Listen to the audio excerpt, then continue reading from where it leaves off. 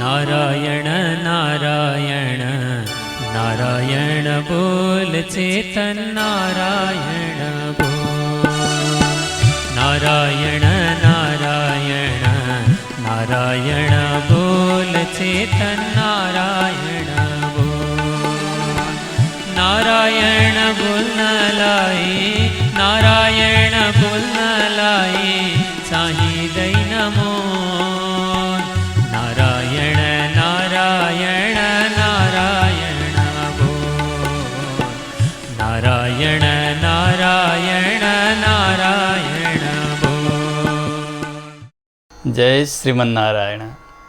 ओम तत्सं यो रावृणीमहे गातुं यज्ञाय गातुं यज्ञपतये दैवी स्वस्तिरस्तु नः। स्वस्तिर्मानुषेभ्यः ऊर्ध्वं जिगातु भेषजं सन्नो अस्तु द्विपदे सञ्चतुष्पदे। ओम शान्ति शान्ति शान्तिः। लक्ष्मीनाथसमारम्भां नाथयामुनमध्यमाम् अस्मदाचार्यपर्यन्तां वन्दे गुरुपरम्पराम्। मौद्गल्यवंशं सुलभं सुशीलं रामानुजार्यस्य मताश्रयन्तं श्रीमत्सुखाचार्यकृपैकभाजं श्रीदेवकीनन्दनवरेयमीडे। सर्वमङ्गलमाङ्गल्यं सर्वोपद्रवनाशनं वन्दे रामानुजार्यस्य नित्यं पादाम्बुजद्वयम्। मेघश्यामं पीतकौशेयवासं श्रीवत्साङ्कं कौस्तुभोद्भासिताङ्गं पुण्योपेतं पुण्डरीकायताक्षं विष्णुं वन्दे सर्वलोकैकनाथम्। हरिनारायण दुरितनिवारण परमानन्द परमपुरुषोत्तम भक्तजनप्रिय पङ्कजलोचन नारायण तव दासोऽहं। श्रीनारायण तव दासोऽहम्। अखिलहेय प्रत्यनीक कल्याणैकतान श्वेतर समस्त वस्तु विलक्षण अनंत ज्ञानानंदैक स्वरूप परात्पर परब्रह्म परमेश्वर भगवान श्रीमन्नारायण प्रभु को दिव्य तात्विक वर्णन गर्न का निमित्त तत्पर भएको श्री विष्णु पुराण श्री पराशर महर्षिका श्रीमुखबाट मैत्रेय ऋषिले श्रवण गरिरहनु भएको छ। हामी क्रमबद्ध श्रृङ्खलामा चिन्तन गर्दै आइरहेका छौँ। भगवत तत्त्वलाई प्रतिपादन गर्नु नै विष्णु पुराणको मूल लक्ष्य हो। त्यसकारणले पुराण रत्न भनेर पूर्वाचार्यहरूले यसको संज्ञा दिनुभएको छ। हिजोका प्रसङ्गमा श्री पराशर महर्षिले मैत्रेय ऋषिको जिज्ञासा अनुसार उहाँका जिज्ञासाको समाधान गर्नका निमित्त संक्षेप रूपमा तत्त्वको वर्णन गर्नुभयो। भगवान नै जगतका मूल कारण हुनुहुन्छ भनेर त्यस पछाडि भगवानको प्रार्थना स्वरूप मङ्गलाचरण गर्न प्रारम्भ गर्नुभएको छ। हामीले सुन्यौँ मङ्गलाचरणकै माध्यमद्वारा भगवानको वन्दना पनि हुँदैछ र भगवान नै जगतका मूल हुनुहुन्छ भनेर त्यसको प्रतिपादन पनि भइरहेको छ। भगवान संसारबाट पार तारिदिनेवाला मूल देवता हुनुहुन्छ।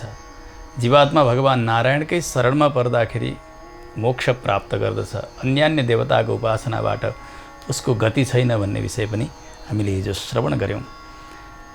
आज स्तुति गर्दै पराशर महर्षि भन्नुहुन्छ, हे प्रभु, आधारभूतं विश्वस्याप्यणीयां समणीयसां प्रणम्य सर्वभूतस्थं अच्युतं पुरुषोत्तमं। त्यस्ता अच्युत जो आफ्ना स्वरूप र स्वभावबाट कहिल्यै पनि च्युत हुनुहुन्न, एकनाश रहनुहुन्छ, त्यस्ता भगवानलाई प्रणाम गरेर जो सम्पूर्ण भूत प्राणीहरूका हृदयमा विराजमान भइबक्सन्छ, जडमा चेतनमा व्याप्त भइबक्सन्छ, त्यस्ता पुरुषोत्तम भगवानलाई वन्दना गरेर विश्वका आधार जो अत्यन्तै सूक्ष्मभन्दा सूक्ष्म बन्न सक्ने र विशालभन्दा विशाल बन्न सक्ने त्यस्ता भगवानलाई म बार बार वन्दना गर्दछु। वेदले यही नै बताउनु भएको छ। हेर्नु, अणोः अणीयान महतो महीयान आत्मास्य जन्तो निहितम गुहायाम। भगवान अणुभन्दा अणु हुनुहुन्छ, किनभने जीवात्मा नै अत्यन्तै सूक्ष्म छ। एउटा कपालको अग्रभाग लिएर त्यसलाई 100 चिरा गर्ने, त्यो एक भाग लिने त्यसलाई पनि 100 भाग गर्ने, त्योभन्दा पनि सूक्ष्म त्यो जीवात्मा। कुनै तलवारले त्यसलाई काट्न सकिन्न, अग्निले जलाउन सक्दैनन्, जलले गलाउन सक्दैनन्, हावाले सुकाउन सक्दैन। किनभने पृथ्वी, जल, तेज, वायु यिनका जो सूक्ष्म अंश हुन्छन् त्योभन्दा पनि सूक्ष्म भनेको जीवात्मा। कहिल्यै पनि कुनै चिजले कसैलाई काट्दछ भने त्यो काटिने चिजभन्दा त्यो काट्ने चिज सूक्ष्म हुनुपर्दछ। जस्तो कि एउटा फल, एउटा चक्कुले त्यसलाई चिरा पार्न पर्यो भने त्यो चक्कुमा भएको धार त्यो फलभन्दा सूक्ष्म छ, तब मात्रै त्यहाँभित्र प्रवेश गर्छ त्यो। त्यस्तै प्रकारले पृथ्वी, जल, तेज, वायु यिनका जो सूक्ष्म अंश हुन् ती परमाणुहरू पनि जीवात्माका अघिल्तिर मोटा छन्, ठुला छन्। त्यसो भएको हुनाले यिनीहरू कुनै चिज पनि त्यहाँभित्र प्रवेश गर्न सक्दैनन्। पृथ्वीले छेदन गर्न सक्दैनन्, त्यसै गरी अग्निले जलाउन सक्दैन, पानीले गलाउन सक्दैन, वायुले सुकाउन सक्दैन। त्यस्तो सूक्ष्म अंश जीवात्मा, त्यस्ता जीवात्माका पनि भित्र प्रवेश गर्न सक्ने भगवान कति सूक्ष्म। त्यसकारणले भगवान सूक्ष्म हुनुहुन्छ। सूक्ष्म हुनुहुन्छ त भन्ने हो भने फेरि विशाल जगतका आकारले, ब्रह्माण्डका आकारले पनि भगवान नै भइबक्सन्छ। त्यसो हुनाले भगवान महतो महीयान, ठुलो ठुलो वस्तु खोज्दै जाने भने सबैभन्दा ठुलो पनि भगवान हुनुहुन्छ। सानो सानो सानो खोज्दै जाने भने अत्यन्तै सूक्ष्मतम पनि भगवान भइबक्सन्छ। त्यसैले श्री विष्णु सहस्त्र नाममा भगवानका अनेक नाममध्ये नाम आउँछन् अणुर्बृहत्, कृशः स्थूलः, गुणभृत् निर्गुणो महान। अणु पनि भगवान, कृशः पनि भगवान, स्थूल पनि भगवान, अत्यन्तै महान पनि भगवान नै हुनुहुन्छ। त्यस्ता भगवानलाई बार बार वन्दना। जो ज्ञान स्वरूप हुनुहुन्छ, अत्यन्त निर्मल हुनुहुन्छ। भगवानमा कुनै प्रकारका दोष छैनन्। जीवात्माले अनादिबाट अविद्यावशात कर्म गरेको छ, त्यो कर्मको वासना कटकटिएर रहेको छ जीवात्मामा। त्यसकारणले ऊ निर्मल हुन सकिरहेको छैन यहाँ रहुन्जेल। भगवान भने कर्मका अधीनमा हुनुहुन्न, भगवानलाई कर्मको कस लाग्दैन, त्यस हुनाले निर्मल हुनुहुन्छ। भगवान ज्ञान स्वरूप हुनुहुन्छ, त्यस्ता परमात्मा नै जगतमा व्याप्त हुनुहुन्छ। तर त्यो भगवानको परमार्थ स्वरूपलाई जान्न नसकेर, वास्तविकतालाई जान्न नसकेर व्यक्तिले अलग अलग चिज देखिरहेको हुन्छ संसारमा। यो ढुङ्गो हो, यो मुडो हो, यो वृक्ष हो, यो जानवर हो, यो मनुष्य हो, यो देवता हो, यस प्रकारको व्यवहार संसारमा गरिन्छ। वस्तुतः सबैतिर भगवान नै हुनुहुन्छ भन्ने यो ज्ञान नभएकै कारणले गर्दाखेरि, यो अविद्याका कारणले व्यक्तिले भगवानलाई भिन्न भिन्न रूपले देख्दछ। तर जगतका रूपले रहने पनि भगवान नै हुनुहुन्छ। विष्णुं ग्रसिष्णुं विश्वस्य स्थितौ सर्गे तथा प्रभुं प्रणम्य जगताम् ईशम् अजम् अक्षयम् अव्ययम्। त्यस्ता अक्षय अव्यय जो कहिल्यै नजन्मनेवाला हुनुहुन्छ त्यस्ता भगवानलाई वन्दना गरेर, जो जगतमा व्याप्त भएर पनि जगतलाई ग्रस्त गर्नुभएको छ, जगतलाई अधीन गर्नुभएको छ, त्यस्ता प्रभु भगवानलाई वन्दना गरेर तपाईँलाई मैले जसरी पहिले सुनेर आएको छु त्यस्तो आख्यान सुनाउँछु, सुन्नुहोस्। मैत्रेय ऋषि कथयामि यथा पूर्वं दक्षाद्यैर्मुनि सत्तमैः पृष्टः प्रोवाच भगवान् अब्जयोनिः पितामह ब्रह्माले आफ्ना पुत्रहरू भएका दक्ष आदि गरेका अत्यन्तै उत्तम मुनिहरूले जब जिज्ञासा गर्नुभयो त्यसबेला उपदेश गर्नुभएको त्यो तत्त्वलाई म तपाईँलाई सुनाउँदैछु, सुन्नुहोस्। उहाँहरूले सोध्नुभएको थियो आफ्ना पिता ब्रह्मासँग, जे जिज्ञासा तपाईँले अहिले गरिरहनु भएको छ त्यही नै जिज्ञासा ब्रह्मालाई सोध्नुभएको थियो। ब्रह्माले दक्ष आदि गरेका प्रजापतिहरूलाई सुनाउनुभयो। उहाँहरूले पुरुकुत्स नाम गरेका राजालाई सुनाउनुभयो नर्मदा नदीका तटमा। त्यस पछाडि राजाले सारस्वत नाम गरेका अर्कालाई सुनाउनुहुन्छ। सारस्वतले म पराशरलाई जुन ज्ञान प्रदान गर्नुभयो त्यही ज्ञान आज तपाईँलाई म प्रदान गरिरहेको छु हे मैत्रेय। हेर्नु, कोही पनि वक्ताले जुन प्रकारको उपदेश गर्न प्रारम्भ गर्नुहुन्छ त्यो उपदेश उहाँले परम्पराद्वारा प्राप्त गर्नुभएको हुन्छ। यसरी कसैलाई पनि तत्त्वको बोध अकस्मात भएको हुँदैन। कि त वैकुण्ठबाटै आएको कोही अवतारी पुरुष हुनु पर्यो, परिपूर्ण भगवानको कृपा लिएर आएको होस्, त्यस्ता व्यक्तिलाई भएको हुनसक्छ। अन्यथा संसारमा जन्म ग्रहण गरेका व्यक्तिले गुरुका सन्निधिमा गएर शास्त्रको अध्ययन गरेर नै गुरु परम्पराद्वारा त्यो ज्ञान प्राप्त गरेका हुन्छन्। त्यसकारणले भगवानको वन्दना पछाडि गुरु परम्पराको वन्दना, आफ्ना आचार्यको वन्दना, यो शिष्टाचार मर्यादा हो। कहिले आचार्यको वन्दना पहिले, भगवानको वन्दना पछाडि, काहीँ भगवानको वन्दना पहिले, आचार्यको वन्दना पछाडि। यी दुवै प्रक्रिया मिल्दछन् शास्त्रमा। गुरु परम्पराको अनुसन्धान नगरिकन उपदेश प्रारम्भ गर्न मिल्दैन। कहाँबाट आएको हो त? कुन परम्पराद्वारा यो ज्ञान प्राप्त गरेको छु मैले? त्यो परम्परामा भएका आचार्यहरूलाई स्मरण गर्नुपर्छ, उहाँहरूको उपकारको स्मृति गर्नुपर्छ, उहाँहरूलाई हृदयबाट वन्दना गरेर जति म बोल्दैछु मेरा आचार्य नै मेरा मुखबाट बोलिरहनु भएको छ। म त अल्पज्ञ हुँ, मैले केही जानेको छैन, तर मेरा आचार्य सर्वज्ञ हुनुहुन्छ भनेर उहाँलाई सम्झेर नै वक्ताले बोल्न प्रारम्भ गर्नुपर्छ। श्रीमद् भागवतमा पनि ऋषिहरूले जिज्ञासा गरिसकेपछि श्री सुतजीले श्रीमद् भागवतका लागि आचार्य बन्नुभएका साक्षात् श्री सुखदेव स्वामीजीको वन्दना गर्नुहुन्छ 2 श्लोकद्वारा। त्यस पछाडि भगवानको वन्दना गरेर अनि मात्रै जिज्ञासाको समाधान गर्न प्रारम्भ गर्नुभएको छ।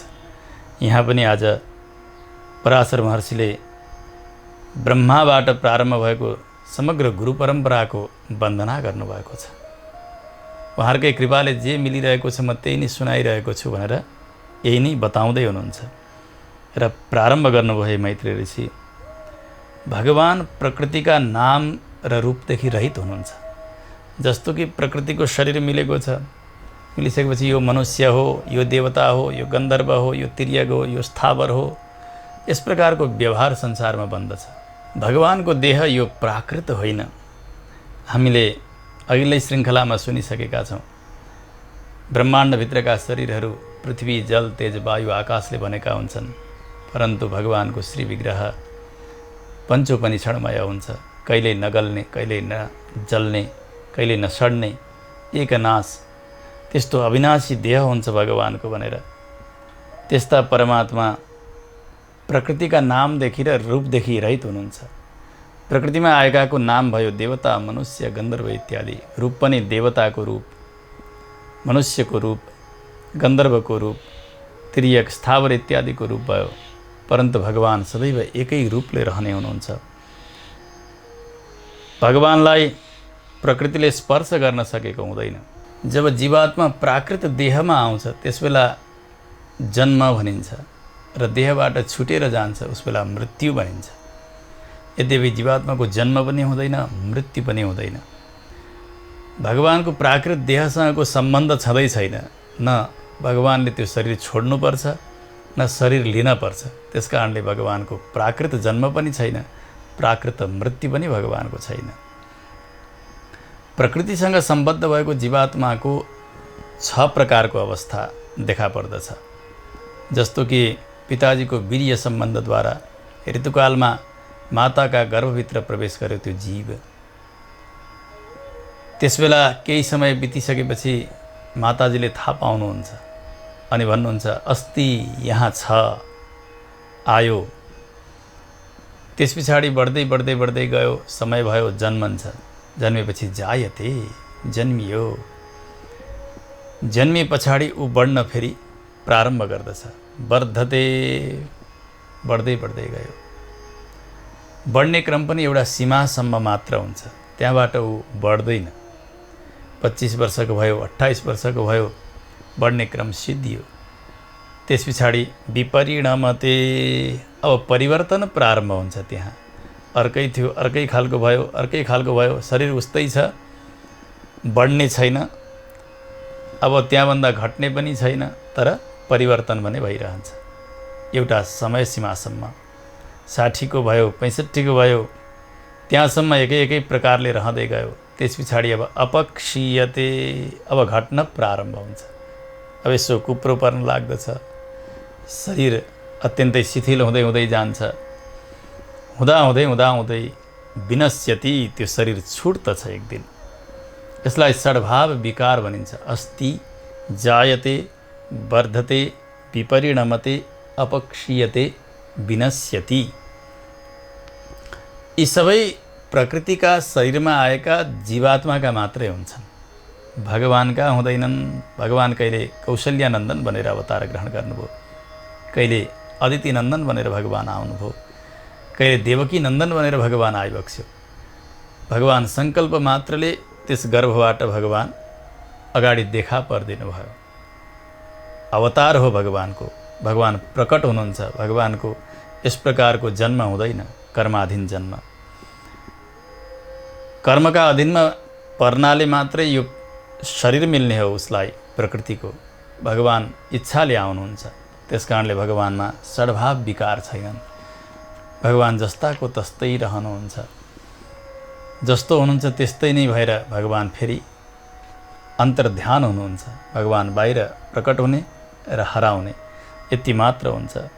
अपक्षय विनाशाभ्याम परिणामर्धि जन्मभिः वर्जितः शक्यते वक्तुं यः सदास्तीति केवलम। जसको सदैव अस्तित्व छ, सदैव रहनुहुन्छ, त्यस्तो नित्य तत्त्व भनेको भगवान वैवक्षन्छ। पराशर महर्षिले बताउनुभयो मैत्रेय, भगवानको नाम वासुदेव हो। बसति सर्वत्र असौ वासुदेवः। जो सर्वत्र रहनुहुन्छ उहाँको नाम हो वासुदेव। जडमा चेतनमा सूक्ष्मभन्दा सूक्ष्म अंशमा पनि भगवान व्याप्त भएर रहिबक्छन्छ। त्यस कारणले भगवानको नाम हो वासुदेव। अर्को पनि अर्थ हुन्छ, बसति अत्र समस्तम इति वासुदेवः। सम्पूर्ण जगत जसमा टिकेको छ, जहाँ बसेको छ, जगतका आधार, यस्तो अर्थमा पनि वासुदेव शब्द निष्पन्न हुन्छ। सर्वत्रासौ समस्तं च वसत्यत्रेति वै यतः ततः स वासुदेवेति विद्वद्भिः परिपठ्यते। ज्ञानीहरूले यसरी नै वासुदेव शब्दको अर्थ गर्नुभएको छ। भगवान सर्वत्र बस्नुहुन्छ, सम्पूर्ण जगत भगवानमा बसेको छ। यही अर्थमा वासुदेव शब्द निष्पन्न हुन्छ। उहाँ नै परतत्व हुनुहुन्छ। तद् ब्रह्म परमं नित्यं अजम अक्षयम अव्ययम। उहाँ नै तत्त्व हुनुहुन्छ। उहाँलाई नै ब्रह्म भनेर जान्नुहोस्। उहाँ नित्य हुनुहुन्छ, अजम, कहिल्यै नजन्मनेवाला। वेदले बताउनुहुन्छ भगवान कहिल्यै जन्मनुहुन्न, तर धेरै जन्मने पनि भगवान नै हुनुहुन्छ। अजायमानो बहुधा विजायते। जन्मनुहुन्न, यसको अर्थ अघि नै बताइसक्यो कि कर्मका अधीनमा भएर घृणित गर्भमा आएर यो प्राकृत देह लिएर भगवानको जन्म हुँदैन। भगवान सङ्कल्प मात्रले प्रकट हुनुहुन्छ। यो भयो अज, नजन्मने, यो अर्थ। बहुधा विजायते, भगवान धेरै पटक जन्मनुहुन्छ, धेरै प्रकारले जन्मनुहुन्छ। यसको अर्थ हो भगवान रामकृष्ण आदि गरेका अनेक अनेक अवतारमा अनेक अनेक रूप लिएर आउनुहुन्छ। अनेक रूप रूपाय, भगवानका अवतार पनि अनेक अनेक छन्। त्यसमा पनि यो जगत पनि भगवानकै एउटा स्वरूप हो। त्यस कारणले जगतमा अज्ञानीहरूले भगवानलाई नजाने तापनि अज्ञानीहरूका लागि अनेक अनेक स्वरूपमा देखा परिदिने भगवान, अनेक रूपधारी भगवान हुनुहुन्छ। त्यस्ता परमात्मा कहिल्यै पनि उहाँको विनाश हुँदैन, अक्षय हुनुहुन्छ। त्यसै गरी अव्ययम, कहिले पनि भगवान व्यय नहुने, कहिले नघट्नेवाला, त्यस्ता परमात्मा हुनुहुन्छ। एक स्वरूप हुनुहुन्छ। भगवानमा प्रकृतिका यी कुनै प्रकारका दोषहरू छैनन्, दुर्गुणहरू भन्ने भगवानमा छँदै छैनन्। त्यसैले भगवानलाई भनिन्छ नि अखिल हेय प्रत्यनीक कल्याणैकताना। जो हेय गुणका शत्रु भएका कल्याण गुणका खानी हुनुहुन्छ भगवान। भगवानमा सौशील्य, वात्सल्य, सौहार्द, साम्य, कारुण्य, स्थैर्य, धैर्य शौर्य, पराक्रम, सत्यकाम, सत्यसङ्कल्प, कृतित्व, कृतज्ञता आदि असङ्ख्य कल्याण गुणका खानी भगवान हुनुहुन्छ। भगवानमा कुनै प्रकारका दुर्गुणहरू छैनन्। भगवानमा प्रकृतिका सत्व, रज, तमः यी 3 गुणहरू छैनन्। सदैव भगवान शुद्ध हुनुहुन्छ, बुद्ध हुनुहुन्छ र ज्ञान स्वरूप हुनुहुन्छ। त्यस्ता परमात्मालाई बार बार वन्दना छ। उहाँ नै यो जगतका रूपले परिणत हुनुहुन्छ, देखा पर्नुहुन्छ अनि जगतका मूल पनि उहाँ नै हुनुहुन्छ। जीवात्माका रूपले पनि भगवान नै देखा परिरहनु भएको छ, किनभने जीवात्मा भगवानको शरीर हो। कालरूपेण च स्थितम्, भगवान काल रूपले पनि देखा पर्नुहुन्छ। कालका अन्तर्यामी पनि त भगवान नै हुनुहुन्छ नि। भगवानको पहिलो रूप हो अव्यक्त रूप। भगवान देखिनुहुन्न, कारण रूपले रहनुहुन्छ। अनि फेरि भगवान व्यक्त बनेर आउनुहुन्छ यो जगतका रूपले। त्यसबेला भने सबैले देख्दछन्। जो नित्य हुनुहुन्छ, मुक्त हुनुहुन्छ, ज्ञानी हुनुहुन्छ, जसले भगवत साक्षात्कार गर्नुभएको छ, उहाँहरूले मात्रै भगवानको त्यो परम स्वरूपलाई दर्शन गर्न सक्नुहुन्छ।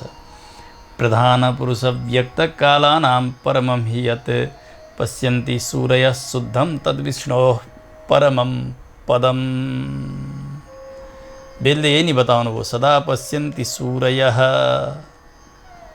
सदैव भगवानको दिव्य स्वरूपको दर्शन गर्नुहुन्छ। यहाँ पदम यो शब्दको अर्थ हो स्वरूपम। पदम शब्दको अर्थ स्थान भन्ने पनि हुन्छ, परन्तु यहाँ पदगतो धातुबाट पद्यते इति पदम, जसलाई प्राप्त गरिन्छ उसको नाम हो पद। त्यसकारणले भगवानको त्यो दिव्य स्वरूप परम प्राप्य स्वरूप हो। त्यसकारणले त्यस्ता परम प्राप्य भगवानको दिव्य त्यो तेजोमय श्री विग्रहको दर्शन उहाँका ज्ञानीहरूले गर्नुहुन्छ। केवल भगवानको विग्रहको मात्र होइन, भगवानको दिव्यात्म स्वरूपको दर्शन पनि उहाँहरूले गर्नुहुन्छ। जस्तो कि भगवान श्री विग्रहमा रहिबक्सन्छ अनि त्यहाँभित्र भगवानको दिव्यात्मा पनि विराजित हुनुहुन्छ। यो कसरी जान्ने भन्दा एउटा स्फटिकको बाकस छ, त्यहाँभित्र एउटा दीप जलाइदिने अथवा त्यहाँभित्र अत्यन्तै चमचम चम्कने सुन राखिदिने हो भने त्यो बाकससहित त्यहाँभित्रको त्यो ज्योतिको दर्शन हुन्छ। जसरी यसै गरी भगवानको श्री विग्रह त्यस्तो पारदर्शी हुन्छ, पञ्चोपनिषदमय। भगवानको आकारको दर्शन गर्दै गर्दै भगवानको दिव्य आत्मस्वरूपको पनि दर्शन ज्ञानीहरूले गर्नुहुन्छ। जीवात्माको त्यो ज्योतिलाई यो प्राकृत देहले र यो अज्ञानले ढाकेको छ। जसरी लालटिनभित्र बलेको त्यो ज्योति अत्यन्तै मैलो बनेको, ध्वाँसो लागेको सिसाले ढाकिदिने हो भने त्यहाँभित्र देखिँदैन। जसरी यसै गरिकन हाम्रो यो जीवात्मा स्वरूप ढाकिएको छ, परन्तु परमात्माको स्वरूप कहिले पनि ढाकिँदैन। भगवानको श्री विग्रहको दर्शन गर्दै गर्दै दिव्यात्मा स्वरूपको पनि दर्शन गर्नुहुन्छ ज्ञानीहरूले। भगवानले नै यो प्रधान पुरुष, त्यस्तै प्रकारले काल इत्यादि प्रकारको विभागलाई ग्रहण गर्नुहुन्छ, सबैको अन्तर्यामी बनेर। किनभने भगवान कहिले सृष्टि गर्नुहुन्छ, कहिले स्थिति गर्नुहुन्छ, कहिले संहार गर्नुहुन्छ। यस कारणले गर्दा भगवान कहिले चितलाई लिनुहुन्छ, कहिले अचितलाई लिनुहुन्छ। जस्तो विशेष गरिकन 3 तत्त्वहरू शास्त्रले प्रतिपादन गर्नुभएको छ, चित, अचित र ईश्वर। चित भनेको जीवात्मा, अचित भनेको प्रकृति, त्यसै गरी ईश्वर भनेको ईश्वर। अचित 3 प्रकारको भनेर शास्त्रले बताउनु भएको छ। एउटा हो शुद्ध सत्व, अर्को मिश्र सत्व अनि अर्को हो सत्व शून्य।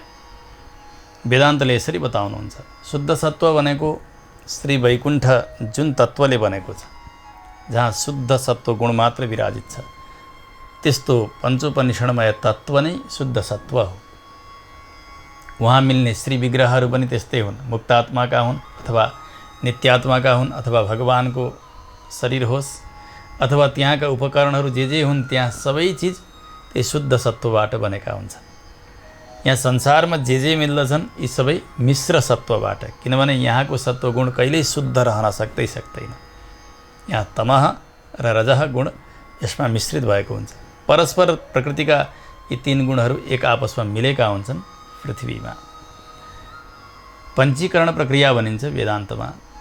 5 तत्त्वको रचना भयो पहिले, पृथ्वी, जल, तेज, वायु र आकाश। यिनीहरूलाई एक आपसमा मिलाउने प्रक्रिया हुन्छ ब्रह्माण्डको सृष्टि गर्ने समयमा। जस्तो कि 5 प्रकारका रङहरू हामीले 5 थुप्रा बनाएर राखिदियौँ, रातो, हरियो, पहेँलो, सेतो, कालो। यी 5 छन्। ती 5 मध्ये एक एक ती थुप्राहरूलाई बिचमा आधा आधा भाग गरिदिने। 5को 2 भाग भयो।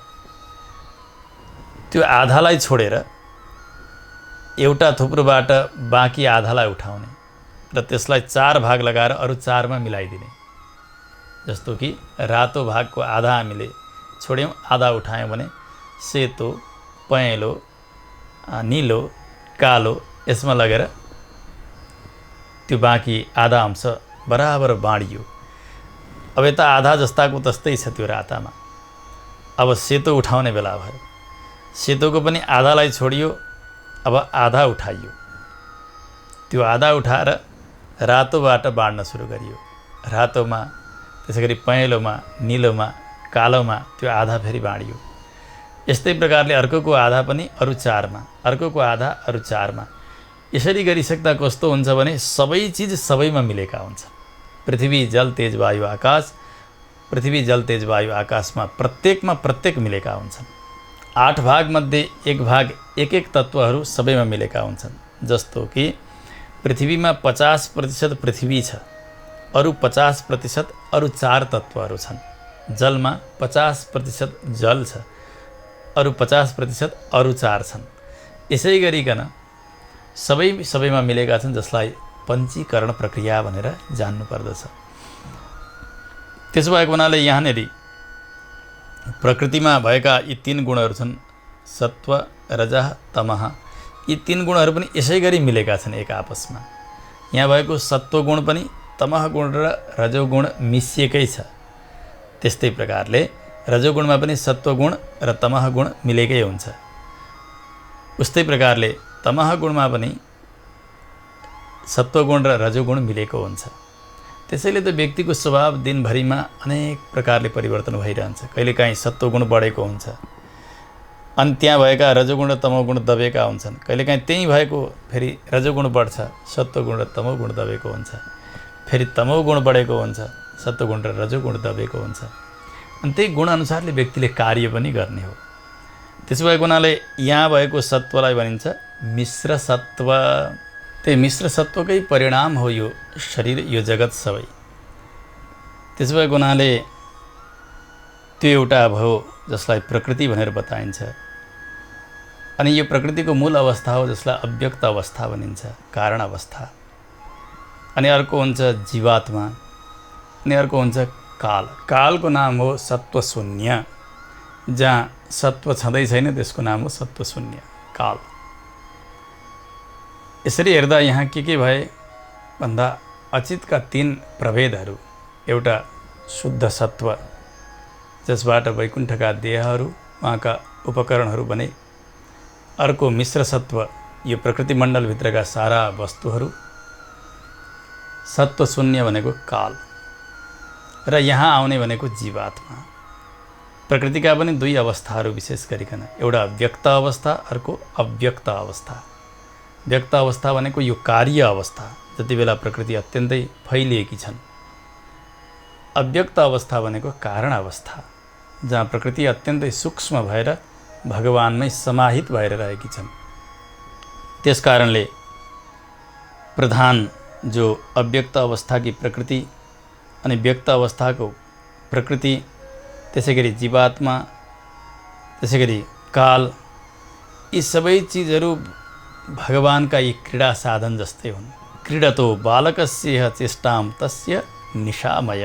मैत्रेय, जसरी बालकहरूले खेल्नका लागि माटाका भाँडाकुटी बनाउँछन्, कहिले बाँसका बनाउँछन्, कहिले पातका बनाउँछन्, कहिलेकाहीँ बालुवाको भोजन बनाएर बाँडिरहेका हुन्छन् उनीहरूले।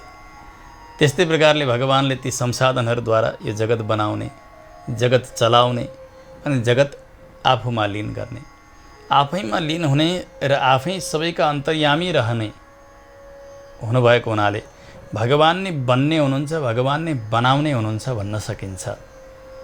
स्वयं भगवान बन्नुहुन्छ, स्वयं बनाउनुहुन्छ। तर विकार जति सबै यो जडमा हुन्छ। जो परम चैतन्य स्वरूप हुनुहुन्छ भगवान, उहाँमा कुनै प्रकारको विकार रहँदैन। यो जगत किन बनाउनुहुन्छ भगवानले? यसमा 2-3 हेतुहरू दिनुहुन्छ। एउटा त भगवानलाई खेल्न मन लाग्दछ। ब्रह्मसूत्रकारले पनि बताउनु भएको छ, आत्मकृतेः परिणामात् लोकवत्तु लीला कैवल्यम। भगवान केवल खेल्नका निमित्त यो जगत बनाउनुहुन्छ, आफ्ना निमित्त बनाउनुहुन्छ।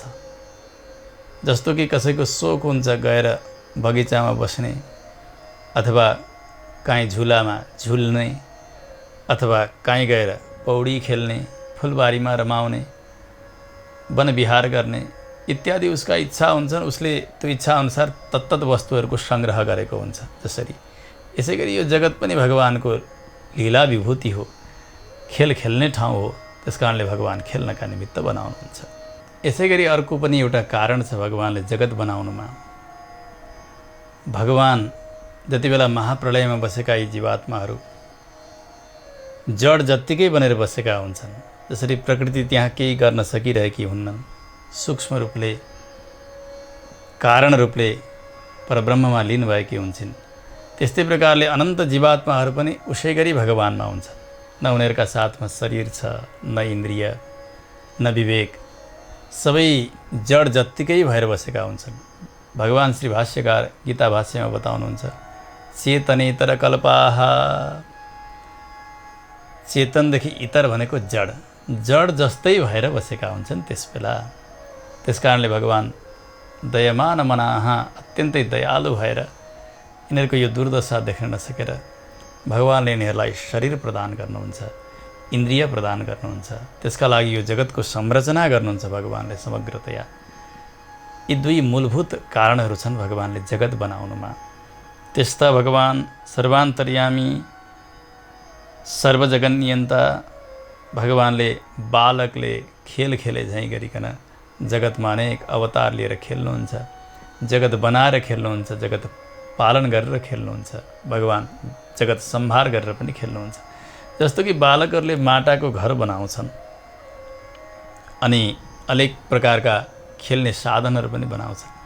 खेलिसक्छन्, अब घर जाने बेला भएपछि आफ्ना गोडाले लात प्रहार गरेर सबै धुली धुसरित बनाइदिन्छन्, तोड्छन्।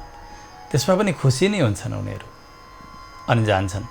यसै गरी भगवान संहार पनि आनन्दपूर्वकै गर्नुहुन्छ, सृष्टि पनि आनन्दपूर्वकै गर्नुहुन्छ, पालन पनि भगवान आनन्दकै साथमा गर्नुहुन्छ।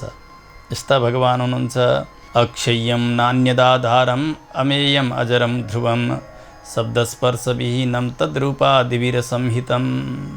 भगवान त्यस्ता अक्षय हुनुहुन्छ। भगवान सबैका आधार हुनुहुन्छ। भगवानका आधार कोही पनि छैनन्। भगवान केवल सामान्य बुद्धिद्वारा जानिनेवाला हुनुहुन्न। सामान्य मनद्वारा ध्यान गर्न योग्य पनि भगवान हुनुहुन्न। भगवानका लागि सामान्य बुद्धि अथवा सामान्य मन अथवा हाम्रा जस्ता सामान्य वाणी, यसका विषय भगवान बन्नुहुन्न। श्री यामुनाचार्य स्वामीजीले बताउनुहुन्छ, Namo Namo Wang मनसाति भूमये, Namo Namo Wang मनसैक भूमये। Wang मनसाति भूमये नमो नमः। वाणी र मनका विषय बन्न नसक्ने अथवा वाणी र मनले सम्झेर बताएर नसकिने त्यस्ता भगवानलाई बार बार वन्दना। वाणीले भगवानलाई बताउन सकिन्न, मनले भगवानलाई सम्झिन सकिन्न भने त व्यर्थ भयो नि त। भगवानको कसरी भजन गर्ने त, कसरी पार लाग्ने? लगत्तै बताउनु भयो, नमो नमो वाङ मनसैक भूमये। फेरि वाणीकै विषय बन्ने, मनकै विषय बन्ने अथवा वाणीद्वारा नै बताइने, मनद्वारा नै सम्झिने यस्ता भगवानलाई बार बार वन्दना। तात्पर्य यो हो कि सामान्य वाणीले अनि सामान्य मनले भगवानलाई सम्झन र बताउन सक्दैन, परन्तु त्यस्तो शुद्ध मन होस् अनि अत्यन्तै उत्कृष्ट वाणीहरू हुन्, तिनद्वारा भगवान बताइने पनि हुनुहुन्छ र सम्झिने पनि हुनुहुन्छ। श्री भाष्यकार रामनु स्वामीजीले पनि वेदान्त दीपको प्रारम्भमा मङ्गलाचरण गर्दा यही बताउनु भएको छ। श्रियः कान्तो नन्तो वरगुणगणैकास्पद बपुः हताशेषावद्य परमखपदो वाङ्मनसयोः अभूमिर्भूमिर्यो नत जनदृशाम् आदिपुरुषो मनस्तत्पादाब्जे परिचरणशक्तं भवतु मे। मेरो मन त्यस्ता भगवानका सेवाका निमित्त, भगवानका शरणारविन्दको कैंकर्यका निमित्त आसक्त बनोस्। कस्ता भगवान भन्दा त्यस्ता दिव्य यो प्रकृति मण्डलबाट टाढा रहने परमख पद, अत्यन्तै दिव्य लोकमा रहनेवाला भगवान, जो वाङ मनसयोः अभूमि, वाणी र मनका विषय नबन्ने। फेरि भन्नुभयो नै भूमि या न त जनदिशाम आदि पुरुषः, जो शरणागत चेतन छन्, भगवानमा समर्पित भएका छन् भने उनीहरूका वाणीका पनि विषय बन्दिने अनि उनीहरूका मनका पनि विषय बन्दिने। त भगवत विरोधी छन् भने त्यस्ता व्यक्तिका वाणी र मनले भगवानलाई सम्झन र भन्न सकिन्न, बताइन्न।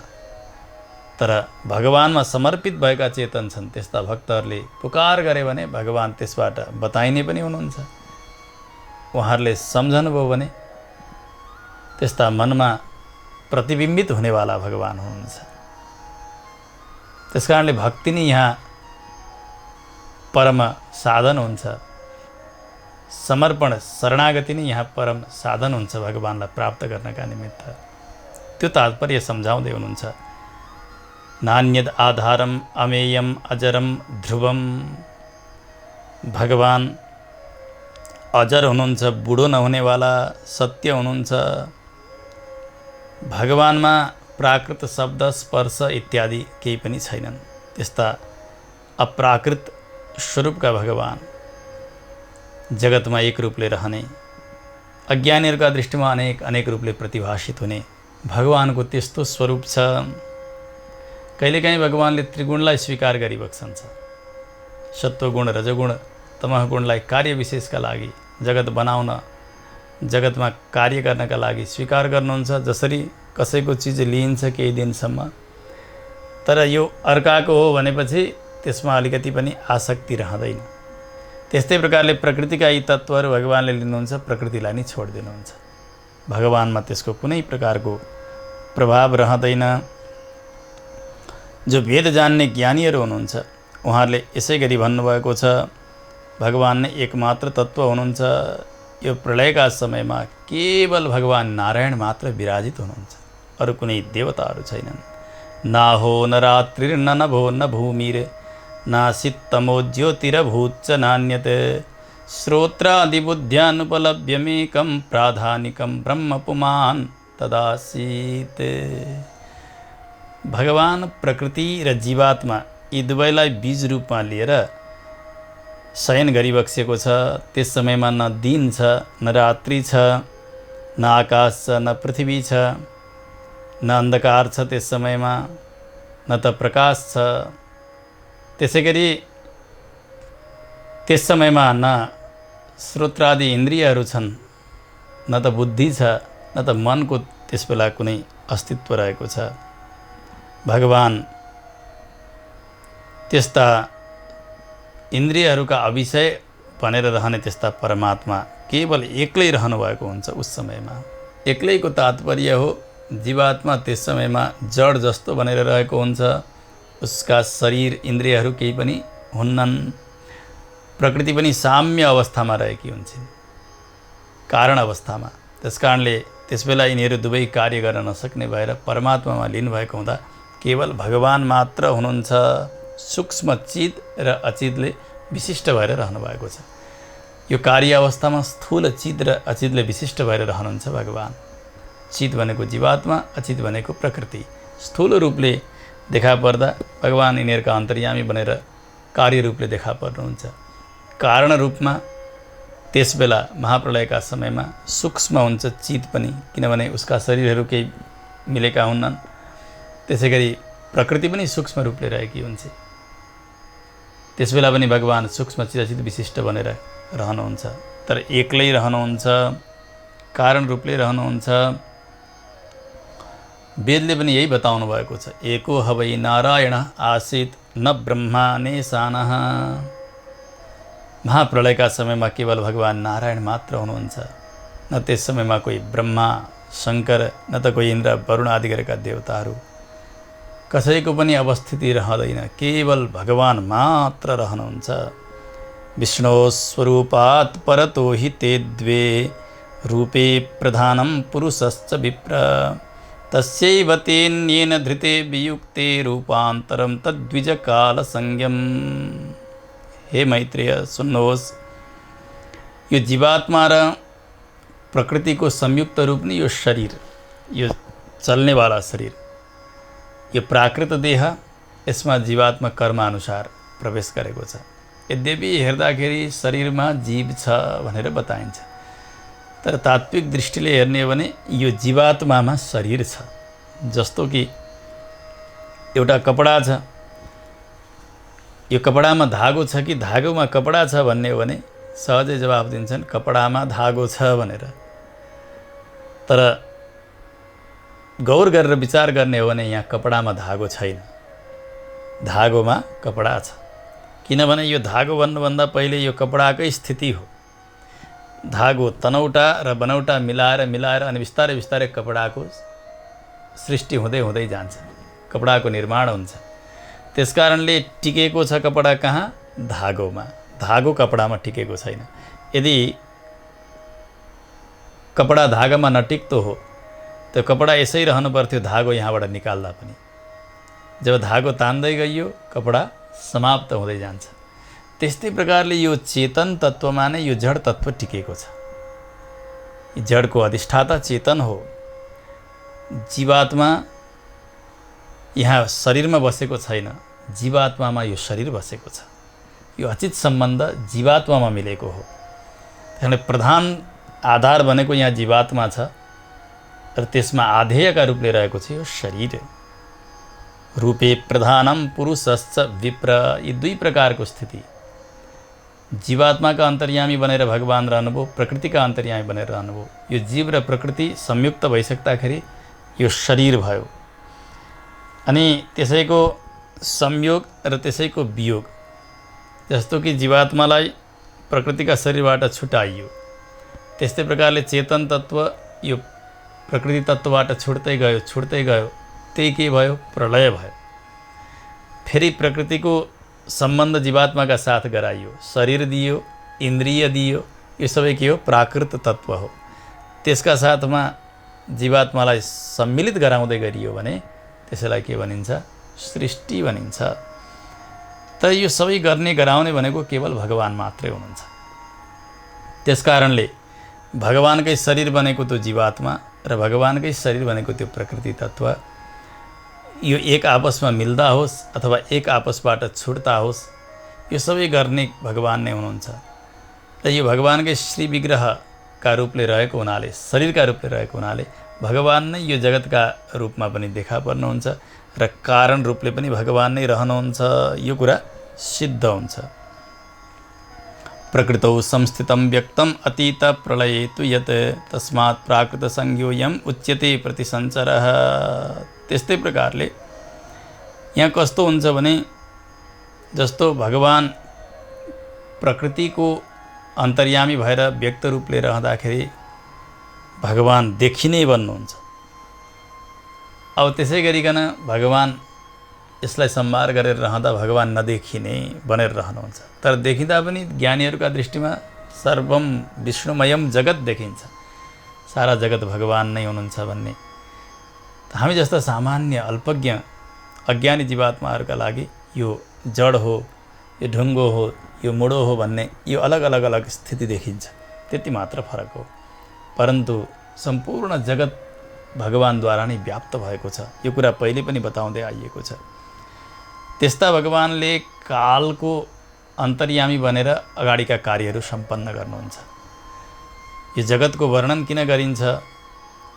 जगत वर्णनमा के तात्पर्य छ? सृष्टिको उपक्रम किन गरिन्छ पुराणमा भन्दा यसमा भगवानको दया गुण छल्किएको हुन्छ। ओहो, कति दया गर्नुभएछ भगवानले। हामी त्यस समयमा जड जस्ता बनेर ज्ञान शून्य बनेर महाप्रलयका समयमा भगवानमा रहेका रहेछौँ। भगवानले कृपा गरेर त यति सुन्दर शरीर प्रदान गर्नुभएको रहेछ, यति सुन्दर इन्द्रियहरू प्रदान गर्नुभएको रहेछ, यो विवेक भगवानले प्रदान गर्नुभएको रहेछ। भगवानको उपकारको स्मृति हुन्छ, भगवानप्रति प्रेम बढ्न लाग्दछ। यो सृष्टिको वर्णन सुन्दाखेरि ओहो कसरी कसरी यो कर्मका अधीनमा पर्दो रहेछ जीवात्मा।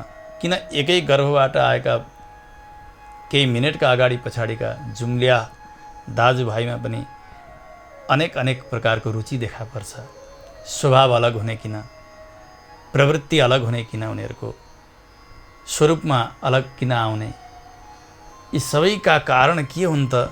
यो कर्म सिद्धान्तलाई पनि व्यक्तिले जान्दछ। अनि यो सबैको निर्वाहक भगवान हुनुहुन्छ भन्ने थाहा पाइसकेपछि व्यक्तिको स्वाभाविक प्रवृत्ति भगवानका प्रति बन्दछ।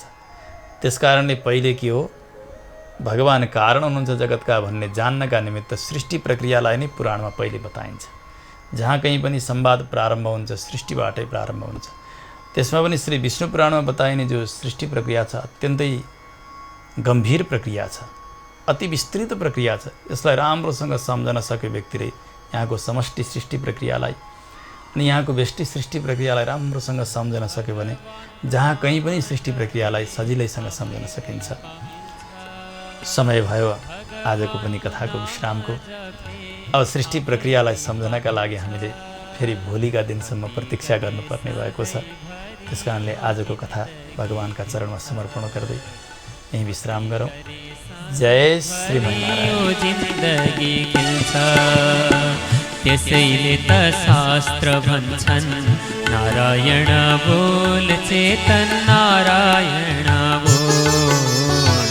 त्यसैले त शास्त्र भन्छन् नारायण बोल चेतन नारायण बोल। नारायण बोल्नलाई, नारायण बोल्नलाई चाहिँदैन मोल। नारायण नारायण नारायण बोल। नारायण नारायण नारायण बोल। नारायण नारायण नारायण बोल चेतन नारायण बोल। नारायण बोल चेतन नारायण बोल। नारायण बोल चेतन नारायण